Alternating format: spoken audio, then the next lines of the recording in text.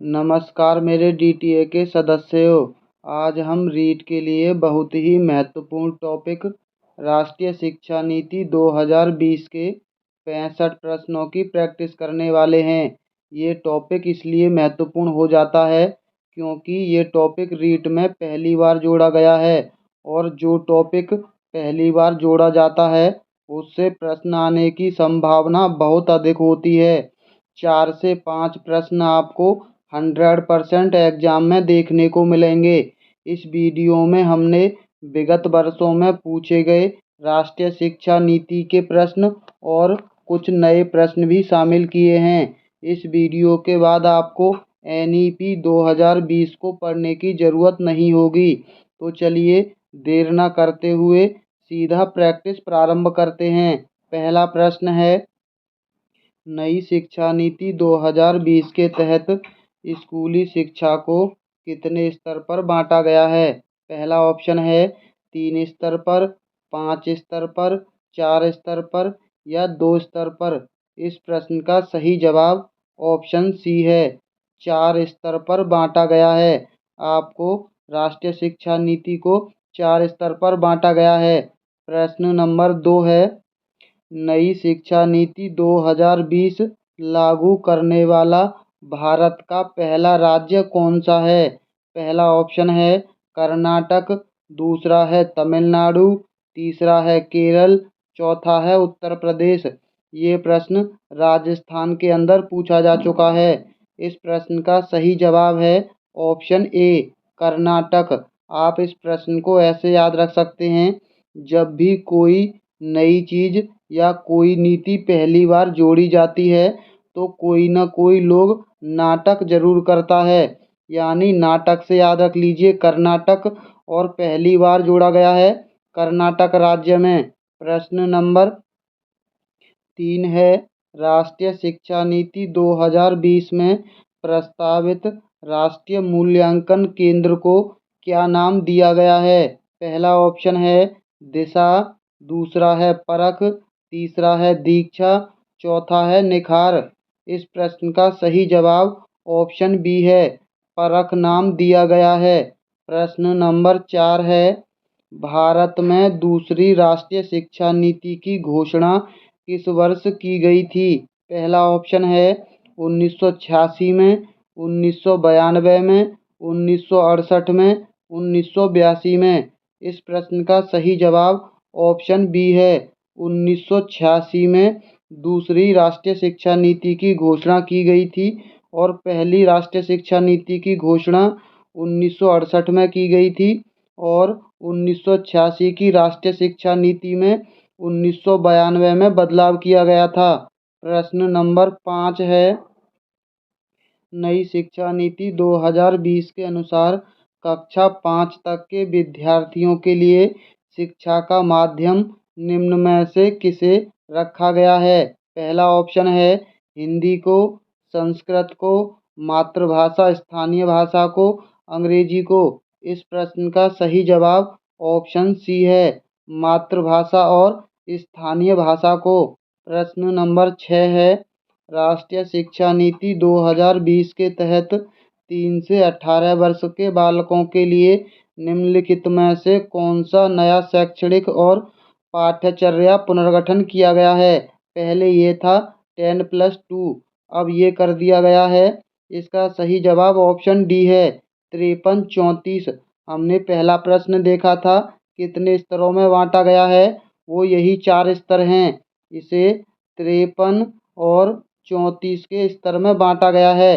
पहले 5 वर्ष, अगले 3 वर्ष, फिर 3 वर्ष, फिर 4 वर्ष। अगला प्रश्न नंबर 7 है, राष्ट्रीय प्रौढ़ शिक्षा संस्थान की स्थापना कब हुई?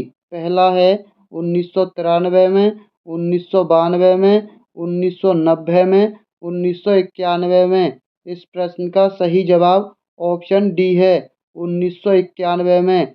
ये 1986 में संशोधन हुआ था, उससे संबंधित संस्था है। प्रश्न नंबर 8 है, एनईपी यानी राष्ट्रीय शिक्षा नीति 2020 के अनुसार ईसीसीई का पूर्ण रूप क्या है?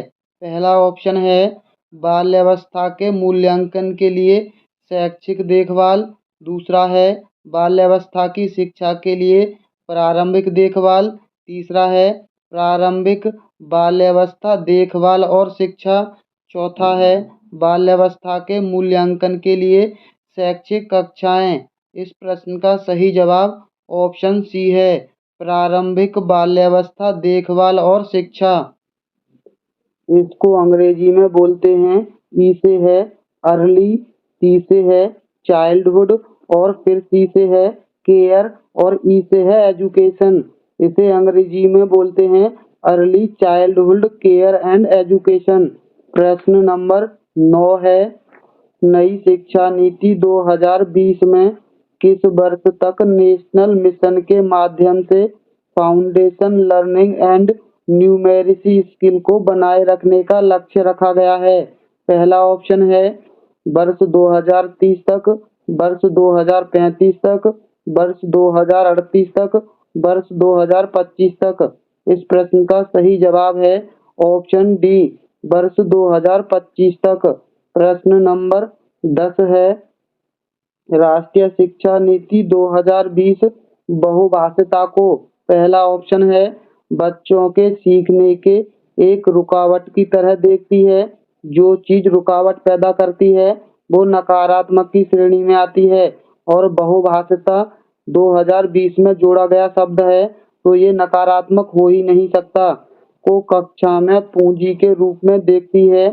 शिक्षण अधिगम की प्रक्रिया को एक आवश्यक जटिलता के रूप में देखती है।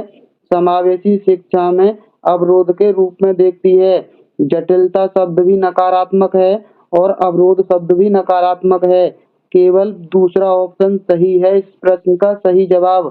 कक्षा में पूंजी के रूप में देखती है बहुभाषिता को।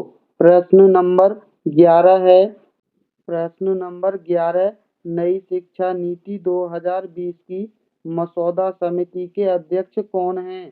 पहला ऑप्शन है रमेश पोखरियाल निशंक, दूसरा है उडुपी रामचंद्र राव, तीसरा है जी माधवन नायर, चौथा डॉक्टर कृष्णस्वामी कस्तूरीरंगन। इस प्रश्न का सही जवाब ऑप्शन डी है, डॉक्टर कृष्णस्वामी कस्तूरीरंगन। प्रश्न नंबर 12 है, भारत में नई शिक्षा नीति 2020 की घोषणा कितने वर्षों के बाद की गई है? पहला ऑप्शन है 34 वर्ष, 40 वर्ष, 35 वर्ष या 45 वर्ष। इस प्रश्न का सही जवाब है ऑप्शन ए, 34 वर्ष के बाद की गई है। इससे पहले आई थी 1986 में। प्रश्न नंबर 13 है, इस शिक्षा नीति की जगह पर नई राष्ट्रीय शिक्षा नीति 2020 को लागू किया गया है? ये हम आपको बता चुके हैं। राष्ट्रीय शिक्षा नीति 1986 की जगह पहली 1968 में। प्रश्न नंबर 14 है, नई राष्ट्रीय शिक्षा नीति 2020 के अनुसार शिक्षा पर सकल घरेलू उत्पाद यानी जीडीपी, सकल घरेलू उत्पाद है जीडीपी का कितना प्रतिशत खर्च किया जाएगा? पहला ऑप्शन है 6%, 8%, 9% या 7.5%। इस प्रश्न का सही जवाब है ऑप्शन ए, जीडीपी का 6% खर्च किया जाएगा शिक्षा पर। इससे पहले शिक्षा पर 4.43% खर्च किया जाता था। लेकिन ये बात आप लोग जानते हैं कि भारत के अंदर शिक्षा पर कितना खर्च होता है। ये राशि बोल दी गई है लेकिन ये खर्च नहीं हो पाती है। प्रश्न नंबर 15 है, कक्षा 5वीं तक की शिक्षा राष्ट्रीय शिक्षा नीति 2020 के अनुसार किस भाषा में होगी? पहला ऑप्शन है संस्कृत भाषा, मातृभाषा, स्थानीय भाषा, उर्दू भाषा, अंग्रेजी भाषा। ये प्रश्न घुमा फिरा कर पूछा गया है मातृभाषा और स्थानीय भाषा में। इससे पहले भी प्रश्न आ चुका है। प्रश्न नंबर 16 है, कितनी आयु वर्ग तक के बच्चों को नई शिक्षा नीति 2020 के अंदर शिक्षा के अधिकार कानून 2009 के अंदर रखा गया है? पहला ऑप्शन है 4 से 18 वर्ष के आयु वर्ग के बच्चों को, 5 से 19 वर्ष के आयु वर्ग के बच्चों को, 3 से 18 वर्ष के आयु वर्ग के बच्चों को, 3 से 19 वर्ष के आयु वर्ग के बच्चों को।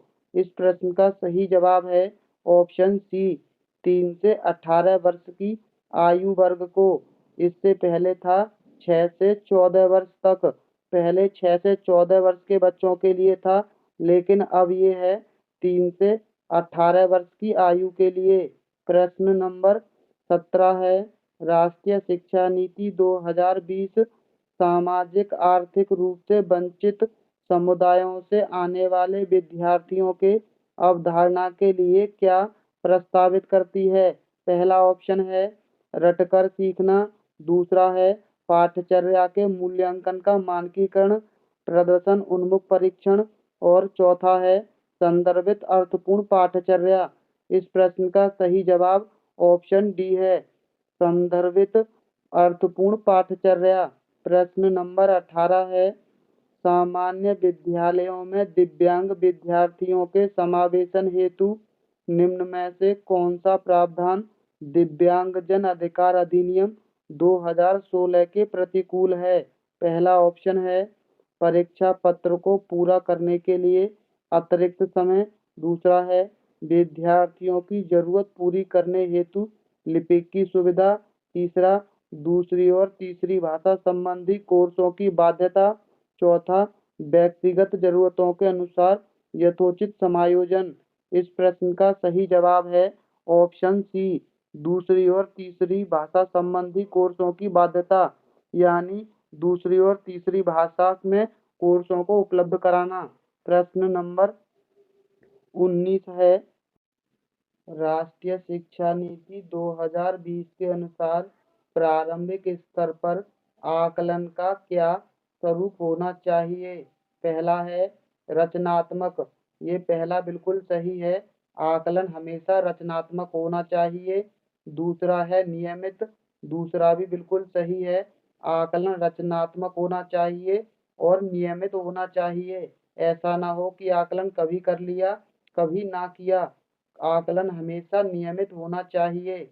सूचनाओं के आधार पर ग्रहशीलता पर केंद्रित, तीसरा कथन गलत है, आकलन गृह कार्य पर केंद्रित नहीं होना चाहिए। शिक्षण अधिगम की उपयोगिता के अनुरूप, डी भी बिल्कुल सही है, शिक्षण अधिगम की उपयोगिता के अनुरूप आकलन होना चाहिए।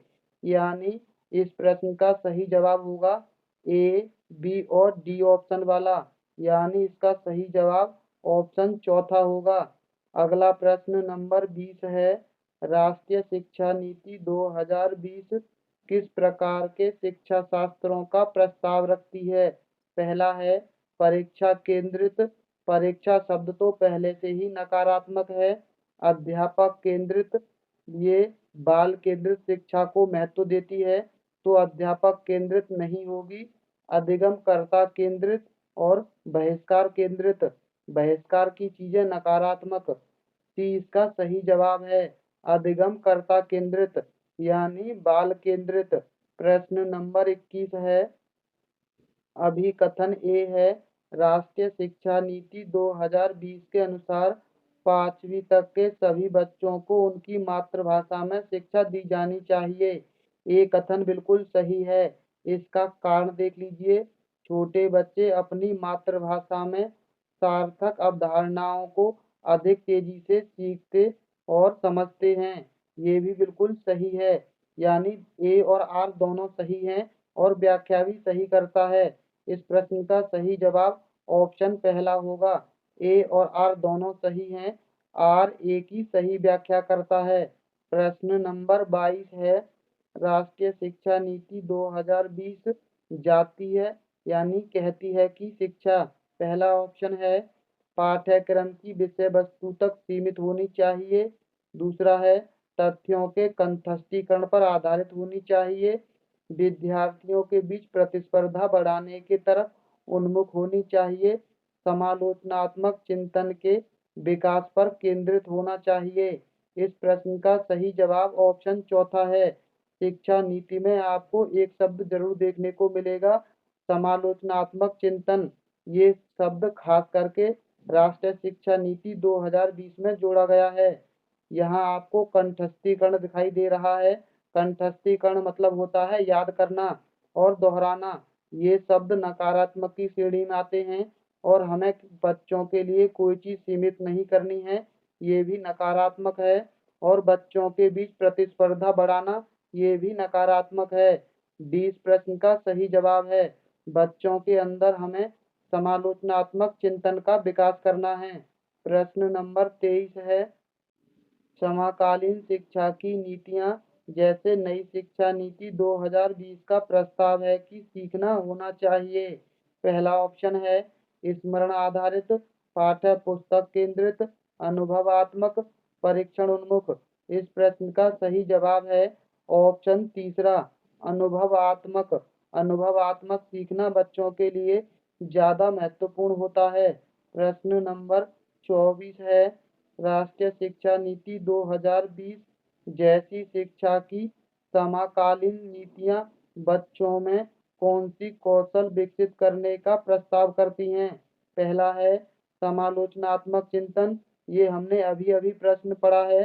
समालोचनात्मक चिंतन ये रहा, हमने आपको बता दिया 2020 में समालोचनात्मक चिंतन बहुत ही महत्वपूर्ण शब्द है। प्रश्न नंबर 25 है, राष्ट्रीय शिक्षा नीति 2020 में निम्न में से कौन सा कथन प्रस्तावित है। पहला ऑप्शन है अपनी मातृभाषा में शिक्षित होना शैक्षिक और प्रौद्योगिकी उन्नति में बाधक है। जो चीज बाधक होती है, नकारात्मक होती है। विद्यालयों को बच्चों को अंग्रेजी भाषा की प्रथम भाषा के रूप में सिखाने और बोलने के लिए प्रोत्साहित करना चाहिए। बाल विद्यार्थियों के लिए बहुभाषी होने के उच्च संख्यात्मक लाभ हैं। द्विभाषी उपागम विद्यार्थी में उलझन पैदा करता है। इस प्रश्न का सही जवाब ऑप्शन तीसरा है, बाल विद्यार्थियों के लिए बहुभाषी होने के उच्च संख्यात्मक लाभ हैं। तीसरा सही जवाब है। यहाँ आपको उलझन और बाधा नकारात्मक शब्द है। प्रश्न नंबर 26 है, राष्ट्रीय शिक्षा नीति 2020 के अनुसार आकलन के क्या उद्देश्य हैं। पहला है सीखने के स्तर को सुनिश्चित करने के लिए विद्यार्थियों में तनाव उत्पन्न करना और डर पैदा करना और तनाव उत्पन्न करना दोनों ही चीज नकारात्मक हैं। जिस भी ऑप्शन में पहला दे रखा है उसे काट दीजिए, इतनी आसानी से आपको इस प्रश्न का सही जवाब मिल गया। दूसरा, तीसरा और चौथा सही हैं। अध्यापन अधिगम क्रियाओं को दोहराना, ये बिल्कुल सही है। अधिगम और विकसित को अनुकूलित करना, ये भी सही है। कक्षा के अंदर और बाहर विद्यार्थियों को समर्थन देना, ये भी सही है। अगर किसी ऑप्शन में दोहराना भी नकारात्मक होता तो इसे हम नकारात्मक की श्रेणी में रख सकते हैं, लेकिन कोई ऑप्शन ऐसा नहीं है जिसमें दूसरा और चौथा सही हो, इसीलिए हमने इसको सकारात्मक की श्रेणी में रखा है। प्रश्न नंबर 27 है, राष्ट्रीय शिक्षा नीति 2020 में प्रस्तावित बदलाव है। पहला ऑप्शन है मानकीकरण से लचीलापन, दूसरा है रचनात्मक मूल्यांकन से योगात्मक मूल्यांकन, रचनाओं की समझ से परीक्षा के लिए सीखना, बहुविषयक अदा में कठोरता। इस प्रश्न का सही जवाब ऑप्शन पहला है, मानकीकरण से लचीलापन। लचीलापन सबसे सकारात्मक शब्द है और रचनात्मक मूल्यांकन की ओर अग्रसर है, ना कि योगात्मक की। और परीक्षा शब्द नकारात्मक, कठोरता शब्द नकारात्मक। प्रश्न नंबर 28 है, राष्ट्रीय शिक्षा नीति 2020 के अनुसार मूल्यांकन का उद्देश्य क्या है। पहला ऑप्शन है रखने की क्षमता परीक्षण, दूसरा पुनरुत्पादन, याद रखने की क्षमता को नापना, बच्चों को सीखने की प्रक्रिया में मदद करना, पूरे देश में बच्चों की तुलना करने के मापदंड बताना। इस प्रश्न का सही जवाब ऑप्शन तीसरा है, बच्चों को सीखने की प्रक्रिया में मदद करना। यहाँ आपको तुलना करना नकारात्मक शब्द है, याद करना भी नकारात्मक शब्द है। प्रश्न नंबर 29 है, दिव्यांग छात्रों की शिक्षा के संदर्भ में निम्नलिखित में से किस प्रावधान को राष्ट्रीय शिक्षा नीति 2020 के द्वारा बढ़ावा नहीं दिया गया? पहला, उपयुक्त इमारती ढांचा को। दूसरा, प्रत्येक विद्यार्थी के लिए एक शिक्षक और निजी शिक्षक को।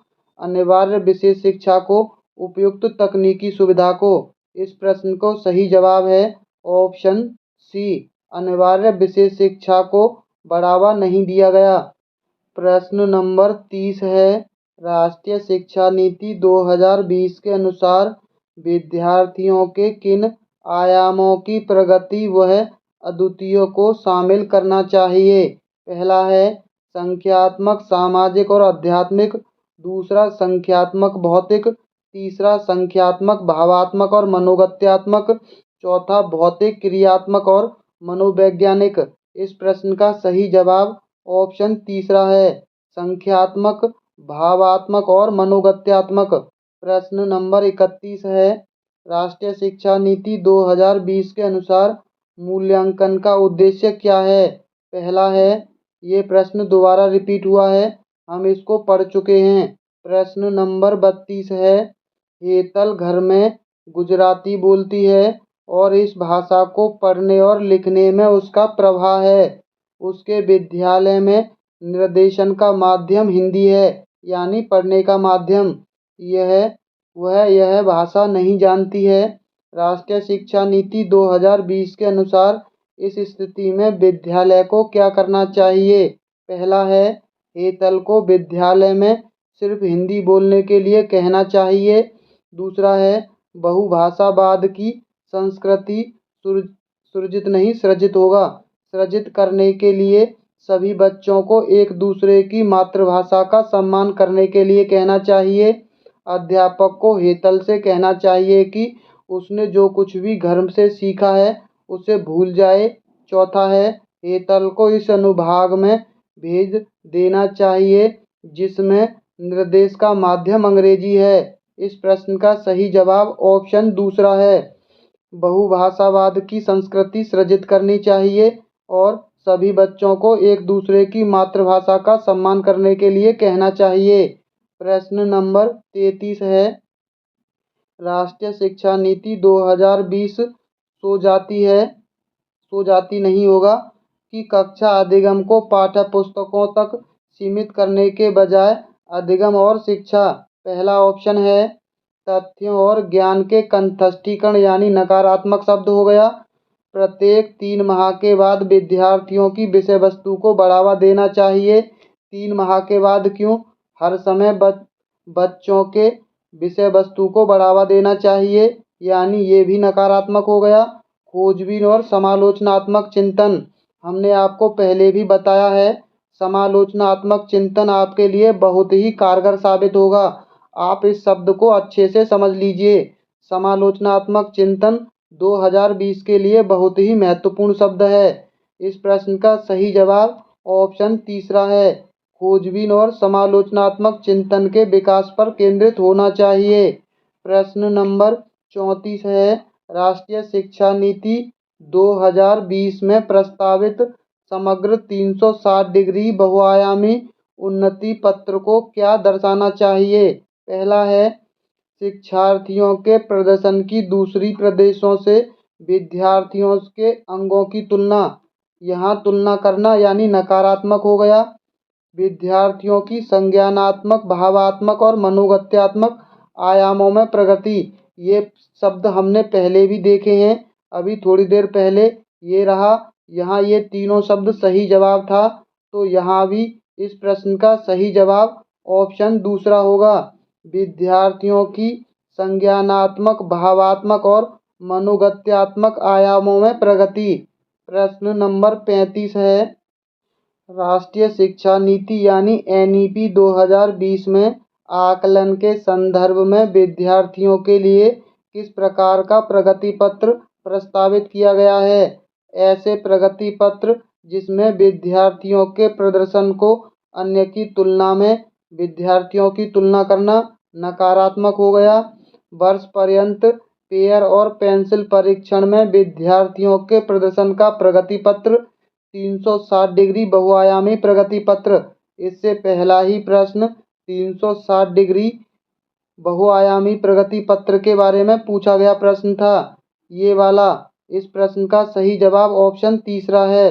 प्रश्न नंबर 36 है, राष्ट्रीय शिक्षा नीति 2020 बच्चों के मूल्यांकन के लिए और किसके समावेशन को प्रस्तावित करती है।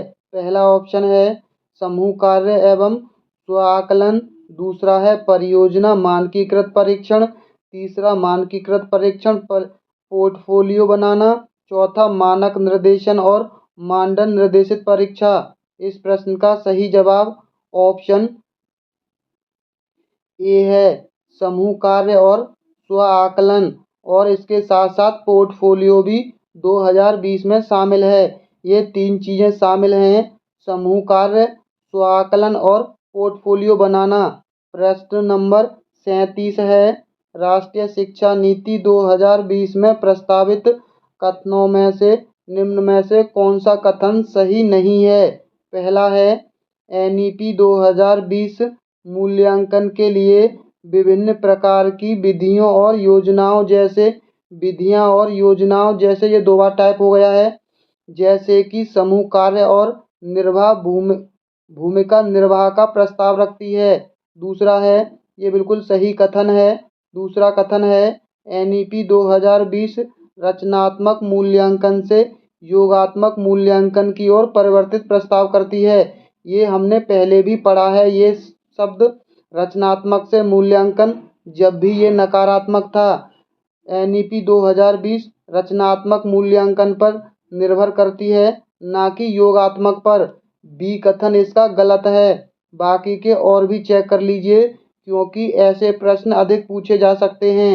NEP 2020 प्रस्तावित करती है कि शिक्षा द्वारा किए गए आकलन से अलग आकलन के अन्य मार्गों जैसे कि स्व आकलन, समूह आकलन और भी प्रोत्साहित करना चाहिए। NEP 2020 प्रस्तावित करती है कि छात्रों की उन्नति पत्र में अनेक संज्ञानात्मक भावात्मक आयामों की प्रगति शामिल होनी चाहिए। इस प्रश्न का सही जवाब ऑप्शन दूसरा है। प्रश्न नंबर 38 है, राष्ट्रीय शिक्षा नीति 2020 में प्रस्तावित 360 डिग्री, ये प्रश्न भी दोबारा रिपीट हो गया है। प्रश्न नंबर 39 है, राष्ट्रीय शिक्षा नीति 2020 में प्रस्तावित बदलाव हैं। मानकीकरण से लचीलापन, ये भी रिपीट हो गया है। राष्ट्रीय शिक्षा नीति 2020 सामाजिक आर्थिक रूप से वंचित समूह में आने वाले विद्यार्थियों की अवधारणा के लिए क्या प्रस्तावित करती है। ये भी संदर्भित और अर्थपूर्ण पाठचर्या। दोस्तों, ये प्रश्न दोबारा रिपीट इसलिए हो गए हैं क्योंकि ये अलग अलग एग्जामों में सेम प्रश्न पूछे गए हैं, इसीलिए ये प्रश्न दोबारा रिपीट हो गए हैं। इसके लिए हम माफ़ी चाहते हैं। निम्न में से कौन सी शिक्षा शास्त्रीय रणनीति राष्ट्रीय शिक्षा नीति 2020 द्वारा प्रस्तावित है। पहला है अन्वेषण आधारित अधिगम, दूसरा है कथावाचन आधारित शिक्षा शास्त्र, तीसरा वेधन तथा बार बार अभ्यास, चौथा है चर्चा आधारित कक्षाएं। इसके अंदर आपको अन्वेषण आधारित अधिगम मिलेगा, कथावाचन अधिगम शिक्षण शास्त्र नहीं मिलेगा, वेधन एवं बार बार अभ्यास भी इसके अंदर शामिल है और चर्चा आधारित कक्षाएं भी इसके अंदर शामिल हैं। यानी इस प्रश्न का सही जवाब होगा ऑप्शन बी वाला। राष्ट्रीय शिक्षा नीति 2020 के अनुसार विद्यालयों में मूल्यांकन का अभिरूप इनमें से कौन सा हो जाना चाहिए। पहला ऑप्शन है योगात्मक से रचनात्मक, रचनात्मक से योगात्मक, अधिगम से रखकर याद रखना और लचीलेपन उपागम से कठोर मानकीकृत परीक्षण पर। इस प्रश्न का सही जवाब ऑप्शन ए है, योगात्मक से रचनात्मक। यहाँ थोड़ी टाइपिंग में रह गया है। प्रश्न नंबर 46 है, राष्ट्रीय शिक्षा नीति 2020 शास्त्रीय भाषाओं के अध्ययन की सिफारिश किसके रूप में करती है। पहला ऑप्शन है 3 भाषा सूत्र के भीतर एक भाषा के रूप में, एक अनिवार्य भाषा के रूप में, एक अतिरिक्त विकल्प के रूप में, दूसरी भाषा के रूप में। इस प्रश्न का सही जवाब ऑप्शन तीसरा है, एक अतिरिक्त विकल्प के रूप में प्रस्तावित करती है। प्रश्न नंबर 47 है, राष्ट्रीय शिक्षा नीति 2020 के अनुसार विद्यालयों का रिपोर्ट कार्ड जो अभिभावकों को दिया जाएगा वह है। पहला ऑप्शन है, मानक संदर्भित परीक्षण पर आधारित हो, मापदंड संदर्भित परीक्षण पर आधारित हो, विद्यार्थियों के प्रदर्शन को उनके सहपाठियों से तुलना के रूप में प्रस्तुत करे, चौथा विद्यार्थियों की प्रगति में विशिष्टता को प्रतिबिंबित करे। इस प्रश्न का सही जवाब ऑप्शन चौथा है, विद्यार्थी की प्रगति में विशिष्टता को प्रतिबिंबित करे कि किस बच्चे में क्या विशेषता है। प्रश्न नंबर 48 है, राष्ट्रीय शिक्षा नीति 2020 के अनुसार आकलन के लिए अंतर्निहित सिद्धांत क्या होना चाहिए। पहला है, मुख्य रूप से रखने के कौशलों का परीक्षण करना। दूसरा है, केवल विषय वस्तु के अधिगम के लिए प्रोत्साहित करना। सभी विद्यार्थियों के लिए उनका सीखने और विकास का अनुकूलन करना। विद्यार्थियों को वर्ष के अंत में परीक्षाओं के माध्यम से केवल संज्ञानात्मक आयाम का आकलन करना। यहाँ आपको केवल शब्द नकारात्मक दिख गया, यहाँ भी दो शब्द नकारात्मक हैं। इस प्रश्न का सही जवाब है ऑप्शन तीसरा, सभी विद्यार्थियों के लिए उनका सीखने और विकास का अनुकूलन करना। प्रश्न नंबर 49 है, राष्ट्रीय शिक्षा नीति 2020 क्या प्रस्तावित करती है। पहला है, विद्यालय की पाठ्यचर्या की विषय वस्तु में कटौती। ये बिल्कुल सही है। विद्यालय की पाठ्यचर्या के लचीलेपन में वृद्धि, ये भी बिल्कुल सही है। रटंत अधिगम को महत्व देना, रटने को महत्व देना, ये नकारात्मक है। विवेचनात्मक चिंतन को महत्व देना, ये सकारात्मक है। पहला, दूसरा और तीसरे को प्रस्तावित करती है, यानी तीन कथन सही हैं, पहला, दूसरा और चौथा। इस प्रश्न का सही जवाब होगा ऑप्शन सी, पहला, दूसरा और चौथा कथन सही है, तीसरा कथन गलत है। प्रश्न नंबर 50 है, राष्ट्रीय शिक्षा नीति 2020 के अनुसार मूल्यांकन का उद्देश्य किसकी जानकारी देता है। पहला ऑप्शन है, विद्यार्थी को कक्षा में व कक्षा के बाहर कैसे सहायता दी जा सकती है। दूसरा, विद्यार्थियों का उसके सहपाठियों की तुलना में प्रदर्शन। हमने आपको पहले भी बताया है, तुलना नकारात्मक शब्द है। विद्यार्थियों के सीखने में कमियां व अभाव ताकि उसकी असफलता की पुष्टि पहचान की जा सके। विद्यार्थियों के बैठने की क्षमता की जानकारी। इस प्रश्न का सही जवाब ऑप्शन ए है, विद्यार्थियों को कक्षा में व कक्षा के बाहर कैसे सहायता दी जा सकती है, ये मूल्यांकन का उद्देश्य होता है। प्रश्न नंबर 51 है, मई 2016 में किसकी अध्यक्षता में नई शिक्षा नीति के विकास के लिए समिति ने अपनी रिपोर्ट प्रस्तुत की थी। ये प्रश्न बहुत ही महत्वपूर्ण होता है। यहाँ इसका जवाब के कस्तूरीरंगन नहीं होगा। आप एक चीज़ समझ लीजिए कि कस्तूरीरंगन को समिति का अध्यक्ष बनाया गया था 2017 में। इससे पहले समिति के अध्यक्ष बने थे TSR सुब्रमण्यम, ये सबसे पहले अध्यक्ष थे।